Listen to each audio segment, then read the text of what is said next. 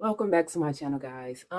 Today's topic, as you can see by the title, the dangers of traveling outside the country to get plastic surgery. Once again, we lost another queen. There was this young lady named Shacare Terry. She had a twin sister. She went over to the Dominican Republic to get plastic surgery. She took a friend with her, not her sister, but she also took a friend with her. They went over to the Dominican Republic to get surgery. The friend was fine, but Shakari unfortunately passed away. The details are not all the way out at the moment. However, hold on, let me turn it camera a little bit. All the details are not out. However, obviously there's some type of complication going on, and it seemed a little fishy to me and to her family and to her friends because one minute she was fine, and one doctor was telling her that she's good, she's fine, and another one was saying no, like she's not doing too well. And unfortunately, the mother got involved, and the mother was notified that her daughter did pass away over in the Dominican Republic, and they're not sure why.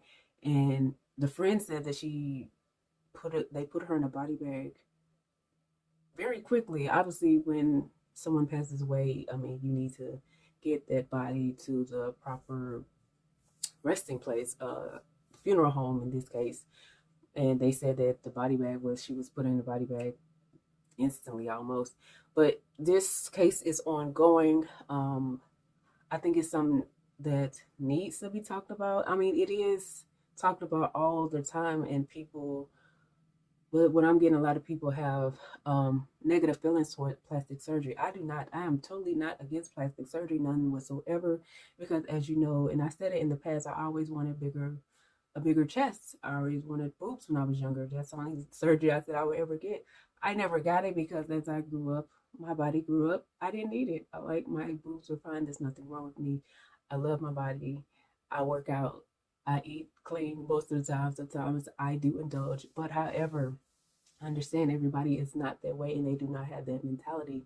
So they opt for plastic surgery. And here in America, it can be kind of expensive when you compare it to other countries. I mean, some countries you can save almost 90% of the price that you quoted here in the US. So that sounds very enticing. And the first thing you want to do is save up your money, catch the flight, go get your surgery, recover, come home, and enjoy your new body. And unfortunately, that does not always work that way. And they coined the phrase medical tourism. It's when people from the US travel to other countries to go get surgeries done at a much cheaper rate, but cheaper does not always mean safer.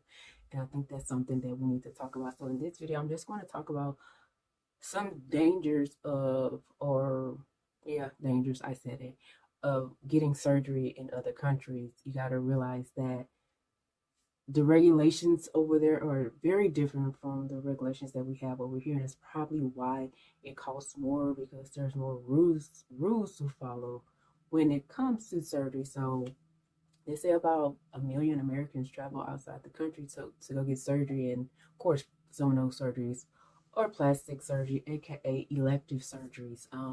They say India is about 90% cheaper, Thailand 75% cheaper, and most places that people travel to, Costa Rica, India, Mexico, Dominican Republic, Turkey, and they go get these surgeries. And unfortunately, because things are a lot different over there, these patients and people, mainly women, who gets the plastic surgery, it is very unsuccessful once they get back here. And you compare the procedures that they got over there versus what they got over here.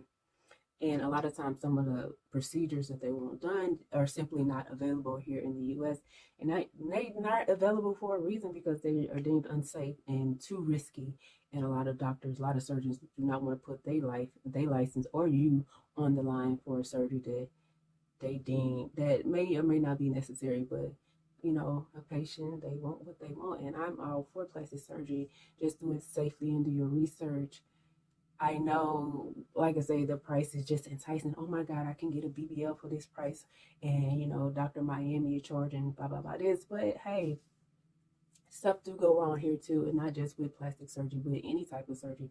Anytime you open the body up, there's a risk for infection, number one, and complications, because they may or not respond to the surgery properly. So we do have to deal with that too, guys.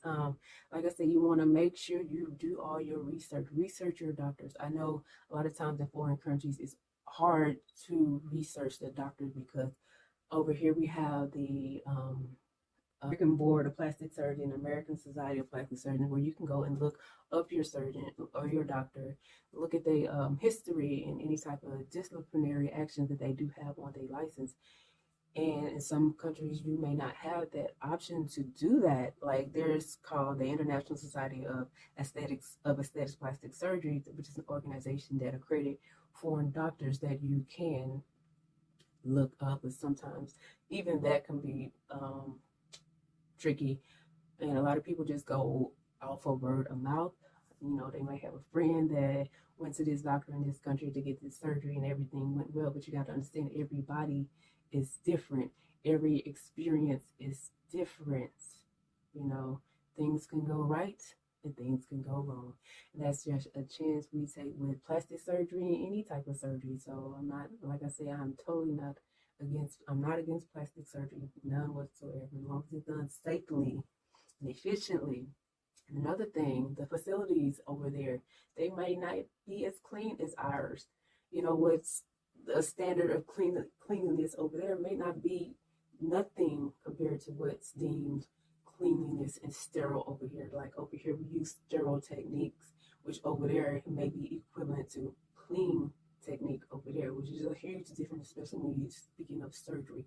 And you got to remember, sometimes when you go to these facilities, the staff, they may not have the same training or experience that we have here when you're in a surgical setting. And Lord forbid something goes wrong, you don't have the correct staff on your team to help and to get this person back stable just in case something goes wrong. And correct me if I'm wrong, here in America, when you're talking about surgical centers outside of a hospital, I do believe that that facility has to be within a certain mile radius of a hospital, just in case something goes wrong. You can get that person to the right staff, the right team, and get them in a safer place, because you may not have all the safety equipment and life-saving equipment in this facility versus a hospital where you pretty much have everything, and you have the people and more people and more help, and you have an emergency team there, and you may or may not have that in these facilities outside of the U.S., and you may not have it in a surgical facility here in the U.S. That's why you have to be that close to a hospital. I know they do that with like midwifery, with midwife centers and stuff. You do have to be close to a hospital because you're dealing with the birth of a human, of a baby. But yes, another thing, the medication, the quality of the medication that you might need while you're over there may be different. And granted, a lot of our medications do come from foreign countries, believe it or not. But we're talking the anesthesia medicine, the pain medicine, it may not be equivalent to what you may need in that type of setting, especially with the anesthesia. Anesthetics, you need the right dose depending on the patient weight, and what's being done, how long they're going to be under. It's a lot of stipulation that come with that. And in these facilities, they may or may not have an anesthesiologist, or they might not have a nurse anesthetist, or what are the surgical techs. They may not have all of that like we have here. Like I'm saying, I never been in a hospital outside of the U.S. I don't know what the hospital looks like because I never had a reason to go to a hospital. I do travel a lot, but I just never got sick while I was traveling. And another thing, you got to keep in mind that what we are immune to here, our immunity just won't work over there. Like they have certain bacteria over there that they are used to, and we're not, because we don't have that immunity to these bacteria. Like we live like bacteria. I mean, we coexist with bacteria. You go to the store, you're touching the doorknob, you're touching the buttons on the machine, you're touching, Lord forbid, the bathroom doors, whatever, and you're fine. You're not going to die. You'll be all right. You wash your hands, you'll be fine. And that's what we're used to because we've built up that immunity over the years. But you go over there, you can't touch everything over there because it's different bacteria that they're used to. We're not used to it. A lot of those bacteria are antibiotic resistant. So that's another problem when you're dealing with infection. You gotta make sure you have the right antibiotic, and those antibiotics just may be resistant because you're in a foreign to like donating blood. Lord forbid you need a blood transfusion while you're over there. A lot of times when these donors donate their blood is not really tested like ours or for HIV and hepatitis.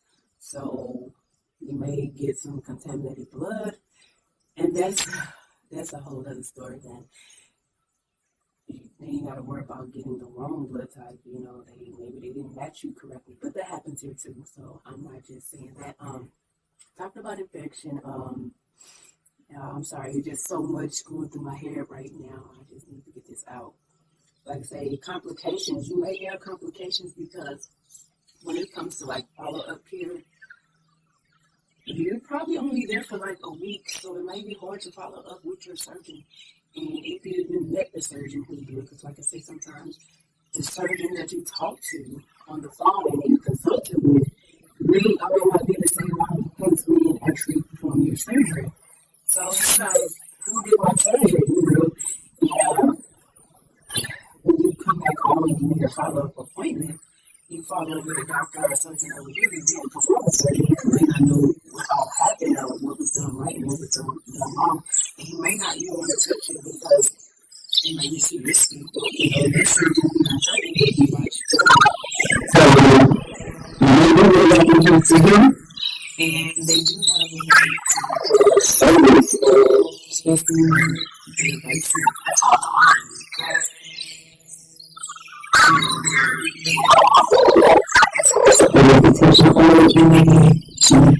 harmful for you. So you need to go back and talk to your surgeon and see what happened. I'm pretty sure that you can a statement, something like that in most cases when you come back. It's just 2 days.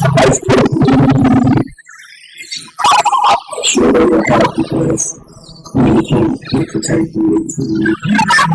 So I'm teaching intensity because like she is something around. Yeah.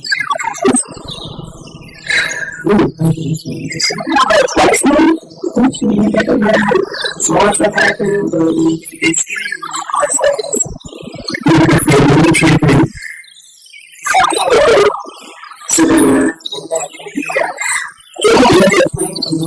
you couldn't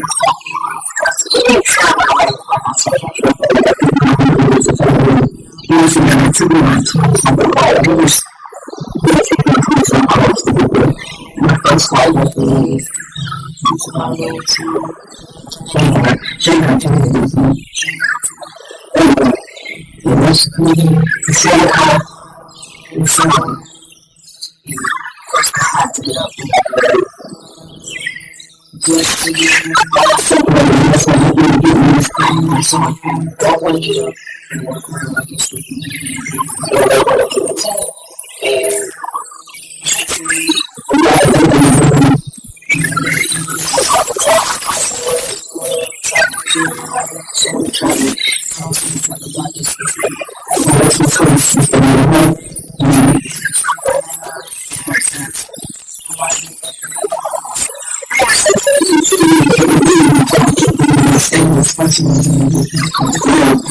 and it's risky all in itself.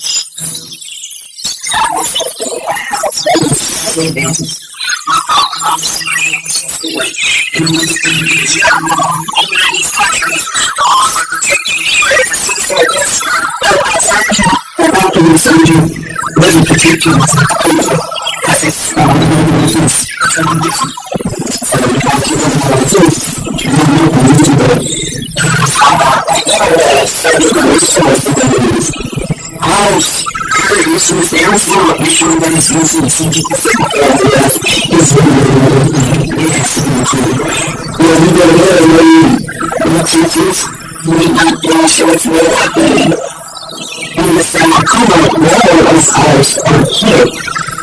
like I said, with these sermons, it may be different. They come strong, that's strong, because we have education, all that in mind. Like I said, when you find that these sermons, you don't need to be sitting down and studying with somebody, with surgeons, like you said,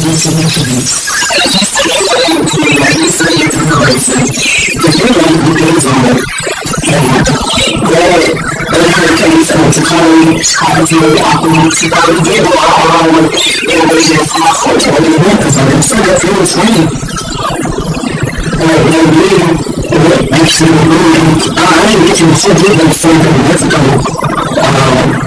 Sometimes on the social it's like I follow I don't know there's some correlation where it's in two things I'm not sure I'm not putting it out. If I get to know the information I will definitely emphasize the situation. But as I was these at the title to this you need to say and let me guys learn something from this. Like I said, I talked about you know it's like a fun video on this because I wanted to understand that it don't me out. I just said it's not so fun. It's very unfortunate. So I just do it very well. Because it's going to be to kids treatment away from the cost $2,000. That's too cheap. You do that. Stop going to the seats, hotel room, and surgery. That's how you get surgery at a condition. So, that's all I got for this video. If you learn something, be careful out there, and we'll see you guys next video.